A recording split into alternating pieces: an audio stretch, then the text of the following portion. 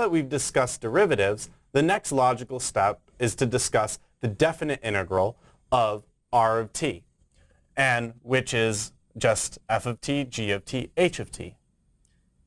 It might be, as you expect, the integral from a to b of r of t dt is equal to the limit as n approaches infinity of the sum from 1 to n of r of t star sub I times delta ti. Generally, the partitions that we were looking at in Calc 1, which just breaks down to the definite integral of each component. The ti stars are chosen from the ith place in the partition, just as you would do in Calc 1, and it's broken up into n pieces.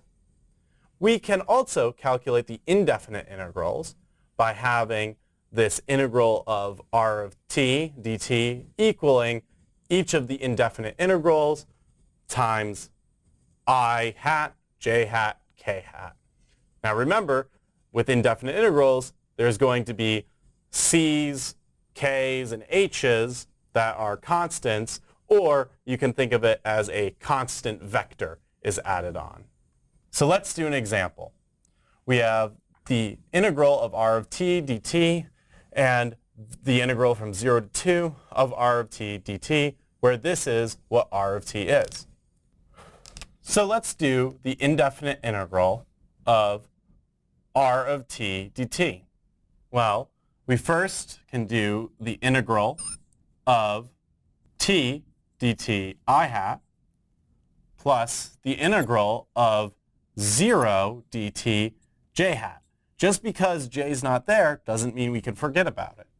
Plus the integral of minus t cubed dt k hat.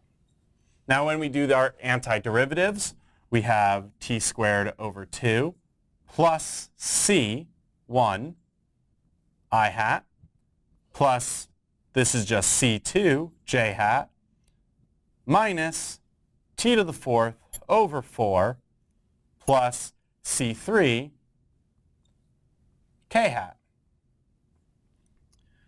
which we could write this, if we want, as the vector t squared over 2 plus c1, c2, then minus t to the 4th over 4 plus c3 is vector here. Now, in order to find the definite integral from 0 to 2, 0 to 2, 0 to 2, 0 to 2, we would just evaluate this whole thing from 0 to 2, 0 to 2.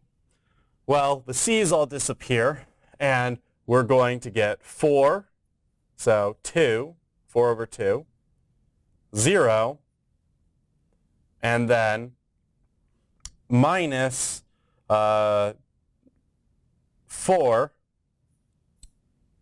as our vector. If you do all the calculations, you'll find that this is the answer to our definite integral.